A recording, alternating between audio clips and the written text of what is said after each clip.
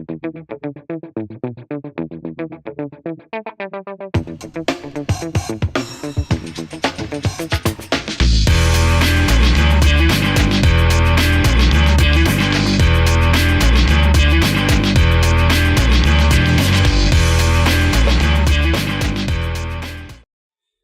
Well, cheers everyone. I'm going to have a chat about topic clusters, and there's actually a good link into reporting at the end of this. We'll talk about how the topic cluster tool does reporting as well. So first off, a few sort of key terms we'll use around topic clusters. There's the idea of the topic cluster itself. So HubSpot started talking a lot about topic clusters 18 months, 12 months ago, and keeps ramping it up. The tool, which was, when was the tool brought out, Brian, the content tool? It seems about that sort of time ago.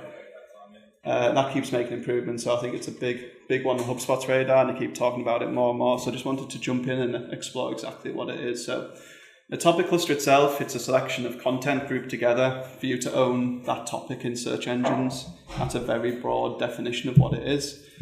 And then within that, the other term that you'll hear talked about a lot is the idea of a pillar page. And a pillar page is really the focal point of that topic cluster. It's there to broadly answer all of the questions related to that topic. So what that looks like in real life is you'll see this little chart whenever you look for topic clusters that HubSpot made, which is the whole thing is the cluster, the pillar page, obviously the central piece. The green lines going into the pillar page are internal links. And then on the outside of it is the cluster content, which are essentially blocks. So that's a very top level overview, which will kind of put a little bit of context for what I'm going to talk about throughout the rest of the presentation. But first of all, why talk about topic clusters? So the main drivers behind this model is search has changed. As we all know, queries are becoming longer and more complex. I grabbed a couple of charts off Ahrefs to show this, and if you look at the percentage of searches which are single words or 2 words, even that short tail, it's extremely low volume these days, kind of 12%, compared to the long tail keywords, 4 words and above, which is kind of 66% of the market. And then if you look at the difference searches by volume, actually those really high volume keywords account for an extremely small percentage of total search. It's 0.03, whereas the sort of searches that are done once or very infrequently make up 96% of the search market. So people are searching in a lot of different, unique and longer ways. And much of the reason for that is because we're becoming much more conversational with search engines. We're asking it questions in more of a human tone rather than just saying restaurants Manchester, or say restaurants near me and things like that. So the way we talk to search engines is changing. So search engines themselves have adapted to allow us to search in that way. And the Hummingbird update, which was about 5 years or so ago now, that Google brought out, was there to enable us to do that. It was there to understand semantics and intent within search, so it could match its results against the way we're searching today. And a lot of that's driven by us. We want to talk to search engines in that way. So things like voice search, but also just the more human way we search these days has made search engines shift the way their algorithms work, which then means comes back in cycle to us, so we've got to change the way we work as marketers. So it's a big circle going around. What HubSpot say is that they want us to start focusing on topics and not on keywords, and HubSpot's gone all in with this. They've actually got rid of the keyword tracking tool, which is going in the next couple of weeks, and they're wanting us to use this topic cluster model. So this isn't a fad, this is the way human behaviour is changing, search engines are changing, and like I say, so us as marketers need to adapt to that. So how does it all work? So what HubSpot are the masters of is picking up a trend, boxing it into something nice with a good name and getting traction on it. So look at inbound marketing, all of those tactics have been around for decades. Suddenly HubSpot calls it inbound marketing and they make this movement behind it, and they're the kind of masters of doing that. And they've done this a little bit with topic clusters because a lot of the techniques that are involved have been around for a long time. So if you look at things like the skyscraper technique or 10x content or whatever you want to call it, this is an SEO method of looking what's the best person got on Google at the moment. Let's take that and make ours better. If we make ours better, we'll rank higher. And that's something people have been doing for 10, 12 years or so in SEO. And if you look up the skyscraper technique, there's tons of articles out there about it. The next one is internal linking. Again, it's something we've known for a long time, that the more internal links we have, the better the anchor text on them, the more they are structured, will again increase our visibility in search engines. And the last one is this idea of site architecture, or people used to call them silos back in the day, but a way of structuring your informational hierarchy on your website so that the flow of authority goes through the site in the way you want it. For example, if you had a flat structure like this, where most of your authority comes into your homepage and then it evenly spreads out across your pages, what you're saying is all of these pages are equally as important, whereas the chart on the right-hand side, because you've added layers to it, the ones higher at the top will get more importance in search engines and more prominence. So they're three older techniques that HubSpot's kind of bundled into this topic cluster model. And then the last one is a newer trend in search, which is this idea of user metrics influencing how search works. So something that's been debated for 5 years or so, but if you follow anyone like Rand Fishkin on Twitter, he's always arguing with people about this, but what he theorized back then was that the user metrics, so how long people stayed on the site, how they engage with them, whether they jumped back into Google or they found what they needed on your site, actually influenced search rankings. And Google did come out last year and kind of admit this is the case. So the way that people interact with your content, the experience they have and how long they stick around actually influences search as well. So we're going to bundle all four of these techniques together, and this is what really forms the base of topic clusters. So what does the site look like before and after implementing the topic cluster model? So again, this is a chart you'll see from HubSpot on their site quite a lot when they talk about topic clusters, but this is essentially how most of our websites are made up today. Especially if you're running on HubSpot, you'll have your main website, you'll have your blog on a subdomain or a subfolder. If you've taken the time, you'll have categories or tags of your blog, but then you've just got hundreds of blogs chucked in, all at the same level, all getting the same amount of authority, all unrelated to any specific topic. And a website like this is how we've done it for years. What HubSpot's moved to and what they're advocating we all move to is more of a hierarchy like this. So you've got your main website in the middle, and then from each one of these is a cluster of topics. So rather than just chucking all your blogs in this blog feed, you've actually got them related to an individual pillar page, which is the hub of the topic. And you go for a structure like this, 3, 5, 6 individual topics that you want to own in Google. So what's the benefits of doing this and the benefits of going through the process? There's quite a few. Obviously, if you adopt the topic cluster model, you're helping your personas because you're going to give them a resource which answers every question they need about a specific topic.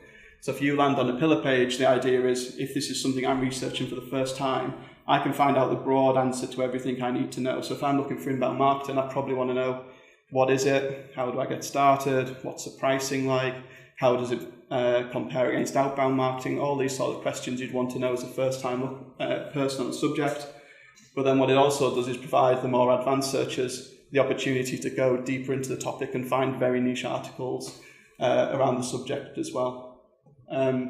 Because we're building pages in that way, it will also improve the user metrics and keep people engaged, because they can go to one page and it's very likely they will find out the answer to what they're looking for on that page. People aren't going to bounce as much, people are going to stay on there longer, and they're going to have higher engagement rates. You'll also find that these are the sort of pages that attract links naturally without you having to go out and outreach for them. So you look at people like Moz, they created a beginner's guide to SEO. I can't remember when it was, 7, 8 years ago. That was really a pillar page piece of content. That attracts links hundreds a day without them doing absolutely anything, just because it's a go-to reference resource in that industry. So if you can make yourself really referenceable, it can actually save you time on outreaching and trying to force shallower or lower content onto people. People will link to you naturally if you're the go-to on that particular topic. And those things added together, like I said, equals higher rankings and more organic traffic. Some of the sort of byproduct benefits of going through a process like this is it allows you to find gaps in your content strategy. So when we talk later a little bit about how you actually do this, this is a really good opportunity to review the content you have. If you've been blogging for any number of years, you'll probably find you've talked about a particular topic more than once. You've probably duplicated on maybe not exact titles, but pretty similar pieces. Some of them will be low quality or get no traffic than ones you wrote 4 or 5 years ago.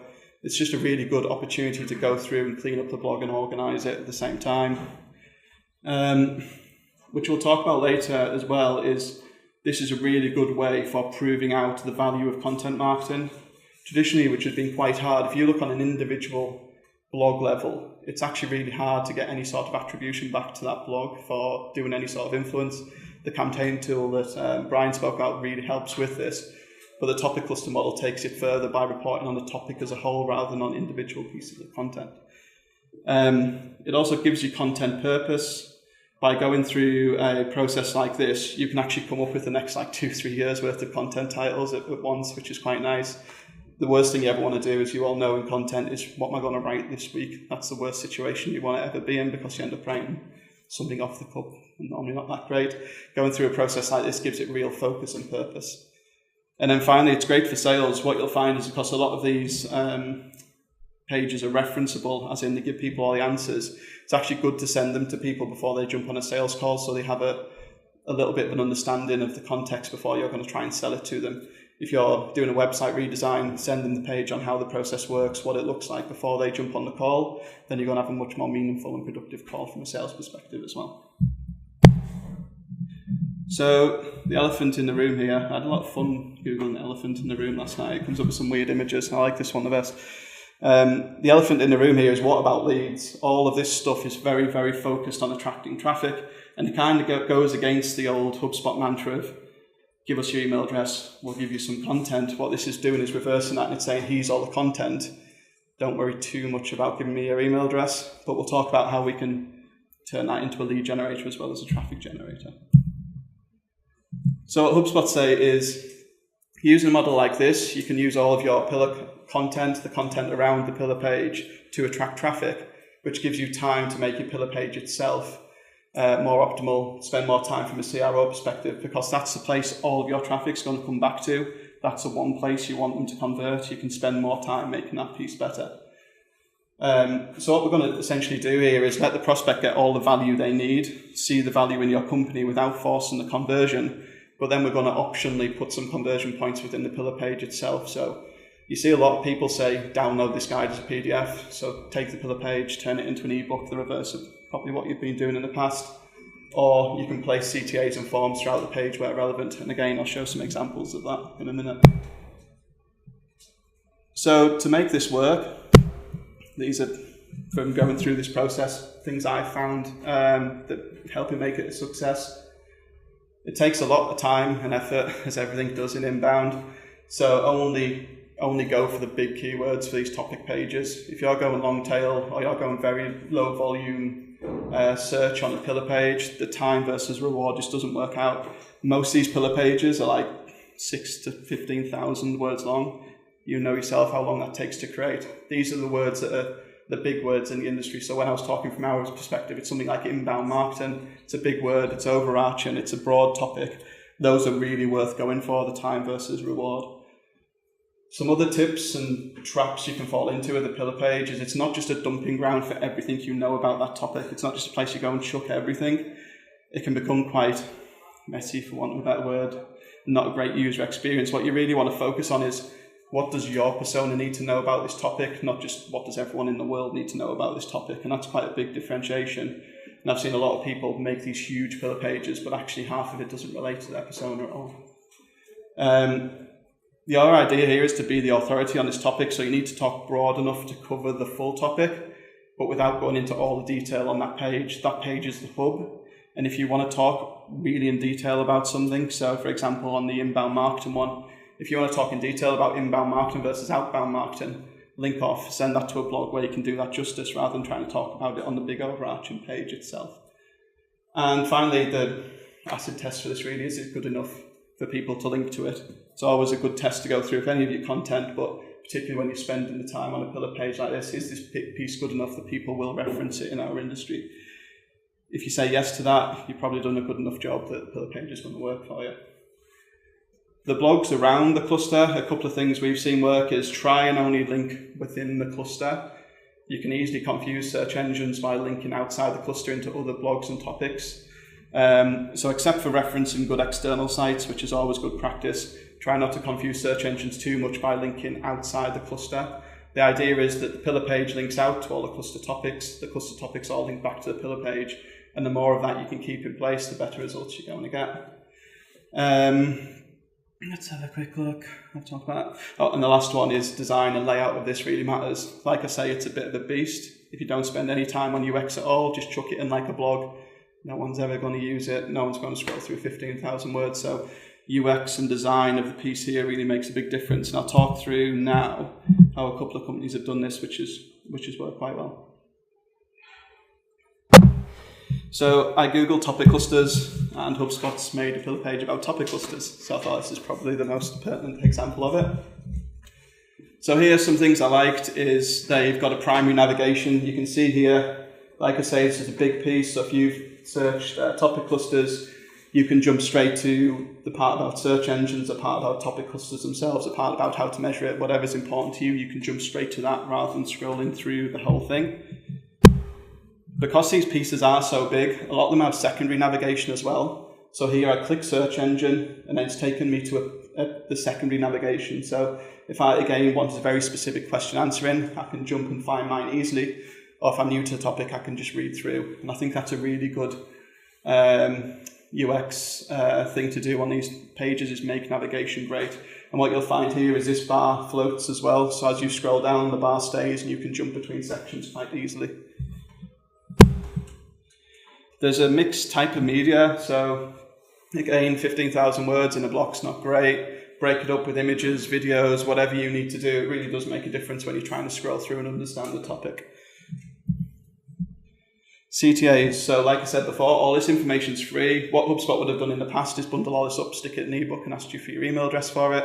Obviously, they've given this all to us for free now, so throughout the piece, they've got some top of the funnel CTAs. The very simple one here is, when I've scrolled down a little bit, this button's changed from login to subscribe, so it's trying to get me to subscribe to more updates like this, so I can keep up to date with them. But they've also sneaked in a few of these bottom of the funnel CTAs through the piece as well. So because this is talking about topic clusters, it's taking you through to a page which you can sign up for a free trial or something on the topic on marketing, which will let you try the topic cluster tool. And I think that's quite smart, is mixing them up. They're not in your face, typical, put your email address ones in, they're quite subtle throughout the piece. And the other one I wanted to talk through was from a company called Typeform. Their one is on brand awareness. That was a key term they're going for. And again, these are quite big, chunky topics, and I think these are perfect for what we're trying to achieve here. So, sorry if this is a little bit better than HubSpot's, I think, but the navigation's quite nice. You jump in, it's kind of where you'd want to see an index for something like this. Just a nice sidebar navigation, again, so you can jump through quite quickly. They've got a few more CTAs, so they've got some CTA buttons directly in here, so you can sign up again to their blog. But then also this bar, when you start scrolling, this stays here all the time, and it's a quick and easy way to sign up for the newsletter, which is quite nice. Again, you're giving all this content away for free. You've got to think of a way to get your CTAs and keep your leads flowing through. The idea is, in the past, not many people went to ebook landing pages, so you were relying on a high conversion rate, so low traffic, high conversion rate to get your leads. This one's a little bit different. This is going to have massively high traffic, probably a relatively low conversion rate, but your numbers should be greater of leads than it was in the past. But you've got to think of the best way to get people through from reading this through to conversion. And what I quite liked about this one is each section or chapter or whatever you want to call it had a different design style. It broke up the colour, it broke up the fonts, it broke up the way text was laid out. And again, when you're scrolling through or reading through something massive, it makes a real difference just having that breakup in colour and style. So we'll chat a little bit about HubSpot's tool. Brian, if I get anything wrong or I forget to mention anything, just shout at me. But this is what my understanding of the content tool from using it myself. HubSpot's content tool, the biggest and best part of it for me is reporting. Having all this stuff in one place allows you to see the sort of metrics that Brian was showing on the campaign reporting. So leads, number of visitors, number of leads, number of closed won customers from an overall topic. So these 30, 40 blogs I've wrote, this pillar page, all added together, what does this topic do for me? And then you can easily compare the stuff you're talking about. What's better for us to talk about, inbound marketing or HubSpot or GDD, compare them all together on a topic level and see which performs best for you and which you want to invest more in.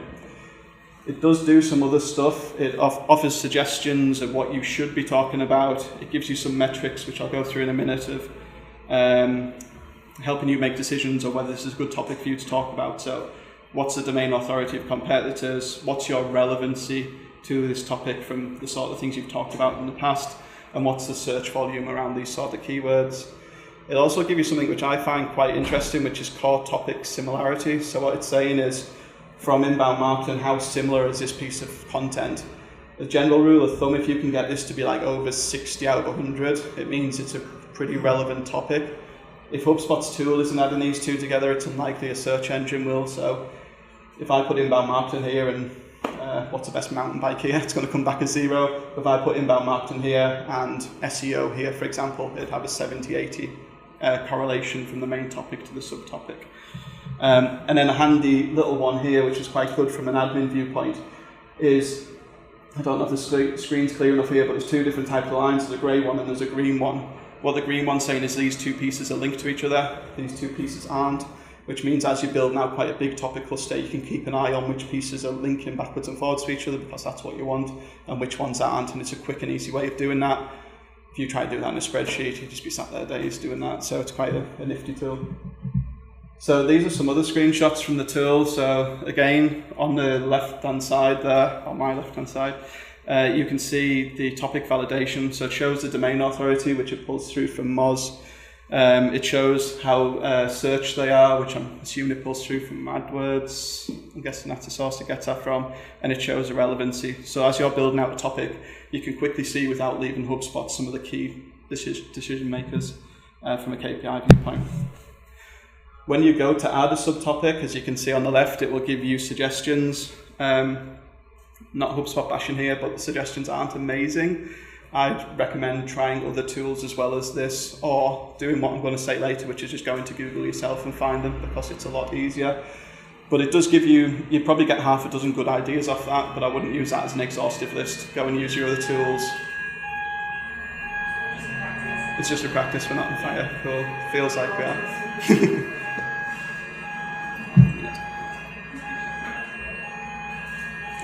I'll keep talking. Let's see if we can go. Things like Moz Keyword Explorer, Google AdWords tools got better recently for suggesting keywords. And like I say, I've got a few tips for how to jump in Google and find some yourself. And then the last thing that I'll talk about in the tool, which it does quite nicely, is it finds related pieces. So it's saying, okay, on this subject, I think all these blogs you wrote are related. It's actually quite a good way to go through, and again, rather than you taking all your blogs, sticking them on a spreadsheet, scanning the title, saying this one's related, this one, it'll actually do a pretty decent job of doing that for you. And it'll also show you the ones in draft or have been deleted or whatever it is as well, so you've got a pretty good record of all your related content. Not doing well for noise, am I? There's a bin truck outside as well. So how to get started? So these are the steps I'd recommend going through. Review what you've got from a content perspective. This could be the foundations of a cluster. So if you've done an ebook and you've done a set of blogs, you could always take the content out of the ebook and put it on your topic cluster page. And again, instead of writing those words from scratch, you've made a pretty good start. And it's probably likely that everyone's writing in themes or topics anyway. They just haven't pulled it all in this way and put it all together. So have a look at your existing content, because a lot of the work's been done. You've already done the persona research, you've already done the keyword research. It's just a really good foundation. I know I said try and avoid spreadsheets, but you're probably going to have to use one at some point to try and organise them topics into pillars. So I'd probably take everything you've got, stick it on a spreadsheet and try and tag it by theme or topic. And also tag them whether they're potential for pillar pages or whether they're potential for a cluster page. So things like ebooks and stuff are normally pretty natural fits for pillar page content, but sometimes really in-depth blogs are a good place to start with as a pillar page as well. Again, putting it in a spreadsheet like this helps you look for gaps. It's a pretty good time to do it. And like I say, analyse what worked and what hasn't worked from your previous efforts. I think once you've taken the time to dump all your data in a sheet, it'd be a wasted opportunity not to do a little bit of analysis while you're there. The next thing to do is go and review new topics, and you'll all know this, but the best place to start with that is go back to your personas and think what are the questions they're asking. If you haven't done so already, talk to your customer service and your sales team. They're the people who speak to prospects and customers every day. They're the ones who are getting asked questions. Ask them what questions are getting asked. I normally find that's a pretty good way of finding good ideas for these sort of pages. Still go and do the keyword research. The best way to do it is by hand, I think. Go and Google, search for the topic. Google's got some pretty nifty things now. It's obviously got the auto-suggest at the top when you're searching, but it's also got they call it people also asked. So these are actually very natural topic cluster questions, because I've searched for this main topic, what are people asking around this? This is the exact match of what we're trying to achieve here. Internal link the 2 pieces of content, use the HubSpot tool to track that, whether it's internally linked or not. And then finally, track and analysing using the HubSpot content tool. So, like I said, I think the huge benefit of all of this, obviously there's the SEO benefit from a traffic perspective, but the other big benefit is the way you're going to report this to your boss or your client. This topic is really worth us talking about because it generates leads, it generates customers. This topic, okay, gets us traffic, but it doesn't actually end up converting people. And we've probably got 5 or 6 different ways of reporting, which never makes things easy, but I think having access to all that data allows you to make better decisions. So you can not only analyse by topic, by channel, but now you can, and by source as well. So you've got these 3 ways of analysing, and I think this is a great addition to that. And that's it. I think I've just rattled through topic clusters as fast as I could, but if anyone's got any questions, if I didn't explain anything very well, please shout. I can't have explained that with no questions needed in like 20 minutes. Oh, there we go. Cool. So the call to actions on the pillar pages were like subscribe, etc. Yeah. Would there be similar or different call to actions on the blog pages as you sort of get a bit more detailed? So by the book, the idea of the blog around these is to drive them back to that pillar page. So I think in some scenarios that works. What you've got to be really confident is your pillar page converts pretty well, because you're going to take them away from the traditional send them straight to an ebook to a pillar page. You've got to make sure that that pillar page converts high enough to do that. I think there's some cases where I'd still stick with send them to the good old ebook that we know works. But the idea long term is to get your pillar pages converting at a high enough rate that you should be able to send every blog back to the pillar page as the core central piece. What tends to work quite well and is quite bizarre is just at the top just having I want this as a PDF. And it's still just I'm getting the ebook that I always wanted. And it's a bit counterintuitive because all the studies you read say people don't actually read them ebooks that they download. I'm in that category. I download a shitload of ebooks. They sit on my desktop. Lucky if I read 1 out of 100. And if you think of why you've done that, you created an ebook to give the customer some sort of gratification. If they download an ebook and it sits on the desktop, they never get that gratification from you as a company. So I think the pillar page does well at that because it's ungated. They can read it in their own time and as they want. It actually gives you more brand gratification with the customer than the ebook did. It's just that play off for leads. And I think if you look through, there's a good blog on HubSpot's website called Best Examples of Topic Clusters or something. That's where I stole some of mine from. If you go on there, there's actually some people who are a little bit more forceful with the CTAs, like that Typeform one. There's some people who still have the form at the top right corner, download this as an ebook straight away. Or some people put the forms directly in the pillar page as well, not just the CTAs. And I think just a mix of that will work. But yeah, I wouldn't lose focus of the objective, which is leads. But it is a tricky balance. Sorry, I waffled there. Any other questions? Yeah. You were talking about the linking from the pillar page to the blogs, and then linking back from the pillar page to the blogs, and only exclusively doing that. Yeah.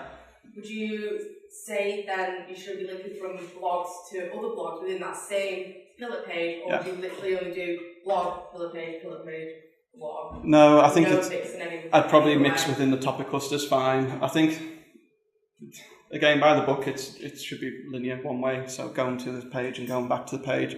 I think absolutely fine linking with inside the cluster. And I'd also say that's ideal, but put the user first. If you need to link to something that's outside the cluster, and it would help the customer do it. I think just as a general rule of thumb, try and keep it within inside the cluster for better results. But certainly I'd reference external sites if it's going to help. Reference your service page if you think it's going to get direct leads. As a general rule of thumb, I'd try and keep it within the cluster. But yeah, link between the 2 blogs as well as into the topic pillar page as well. Anything else? No? We'll call that a day on that one then. So this is the opportunity, if anyone wants to ask any questions about HubSpot at all. We've got Brian here, it can be completely off topic. Feel free to ask, and also all of you guys in the room who probably know the answers to questions for each other. So if anyone's got anything they want to ask about HubSpot, feel free to shout. If not, I'll ask one. Has anyone used the new services beta in HubSpot yet? Has anyone had a chance to play with it? Have you? Any feedback? Switched it off. Okay. Any initial feedback on playing with it yet? No, it's a bit too early. So, Yeah. So we've got it for level sales. Okay. So about a year ago. Yeah. And it's a combination of Salesforce and a bit of black book. Yeah. No pads written down themselves. We've kind of like some really quick first time. Oh, cool. So, is there anything you can tell me that could be useful for sales guys? I think from a game where, when did we get it? A few days ago. So we're quite similar, just playing with it. I think that the conversations aspect of it, which I know is technically a separate product, is part of the CRM, will be quite useful for those guys. So what they want them to do with conversations is have any conversation, whether it's service or sales, go into one screen so you can look at them all in one place. I think people with a larger sales team that need to rotate the pool of leads and things, I think that'll be really useful. So if you've got leads come in, and forgive me if I'm wrong, but I think to start with it's going to be email and chat is going to go into there, but I think is it Facebook or something that's on the radar. When you've got all of these sources, I think it'll become more useful as HubSpot add more integrations. When you've got all these sources going into one inbox, your guys can just sit and type replies from one place and it can rotate them between your sales teams. I think that's going to be really key for salespeople on that side of the product. For people who don't know, and I'm just talking gibberish, HubSpot's released a third aspect to its product. So it's got marketing and sales now at the moment. Its new one is service. Essentially, it's a mixture of Zendesk-ish with some other sort of service features around it. But it's supposed to be a hub for your customer service to be on HubSpot as well. If you can obviously get all three teams on HubSpot as marketers, that's a load of data, that's a load of context you can get. So they released the beta of this last week. And then it's going out on the 15th, roughly. Is it like today or tomorrow or something? 10 days, yeah. So I'd recommend everyone have a play with that and see what you get out of it. Just to add to that, what the Service Hub is a combination of a knowledge base. So somewhere where you can actually create all of your knowledge articles that are going to answer all of your customers' questions. It's a ticketing system, so somewhere where your support team can actually sit and answer the questions that are coming in through various different channels. And conversations, as Rikkie mentioned, it's part of that, but conversations is a platform and a tool which works, with all of the different parts of the Service Hub, Sales Hub, and Marketing Hub. But as Rikkie said, that provides one place, kind of like that contact timeline. But for a support person who can actually see, here's all of the different communications that this prospect or customer has had with us, either through, emailing the distribution email address, by chatting, through the help functionality, or in the future through various different things like Messenger. And then the final thing is an NPS survey. So when you actually close a customer, close a ticket, you automatically send on an NPS survey to those people, and then use those results for segmentation so that you can enroll those people in automated campaigns. Awesome, yeah. And from speaking to Jenny, that's the tool that they used in HubSpot themselves. They used themselves as kind of alpha testers on the tool. So.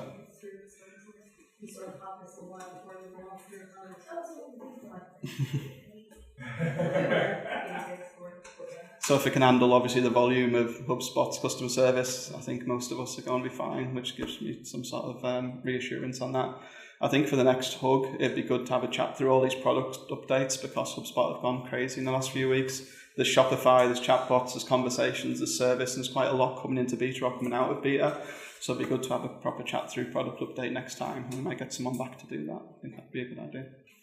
I just had my first look at the bots yesterday, by the way. Oh, cool. It was really, really cool. It's encompassing a lot of the same sort of rationale or logic as the workflows tool. So if you're familiar with using workflows for marketing or for sales, you should be able to actually start building yourself a bot that's going to start answering your customers' questions, in a fashion it can, and then routing them in a specific way to a specific rep or a specific support person to answer the questions on multiple basis. We created one and had it live for a few days. I think he was a bit harsh, so I switched him off. It was kind of, have you got any money? No, well, read this blog instead. But I'm going to try and tone it and play with it a little bit. But the behind it, it's a really clever engine. I think there's a lot you can do with that. You know, I said that services and hardware ticketing system. Yes. We're currently looking at creating a self-serve area where customers can raise their own tickets. Where they can raise their own tickets. So they will be able to I suppose, enter a chat or a question through the website. That will go to a support person who will deal with that through a routing system. And then, of course, they can raise the ticket from within that conversation. The customer can. You could make your own by making either a form or sending a form through email, because you can set up a support email address. Anything that goes to that support email address goes into HubSpot conversations, which can be raised as a ticket. Right. So if you created a form, customers could fill that in themselves, go into conversations and make a ticket, so it would be completely self-serve. Okay. But it's a bit of a hack round, but that would work quite well, I think. But we're going to try something like that, so we'll let you know how it goes. Okay, so only little bits. Next one is on the 8th. Like I say, let's try and have a chat about all of these new product updates and find a speaker for that, and we'll let you know what the other topic is, but you can go and register already at manchester.hubspotUserGroups.com. And the last one of the year will be the 18th of October. We've got a guy called Dan Tyre coming over from HubSpot. Anyone who doesn't know Dan, he was like the 6th person at HubSpot. He's absolutely full of energy, so he'll get this place rocking. I've seen him talk, I think that one will pack out quite quick, so if you want to get on that one, I'd register. But he's a great speaker, and it'll be a good day, that one. And yeah, it's nice and sunny, so make your way. But we'll be around for a while we unpack and stuff, so if anyone wants to chat, just give us a shout. Cheers, guys.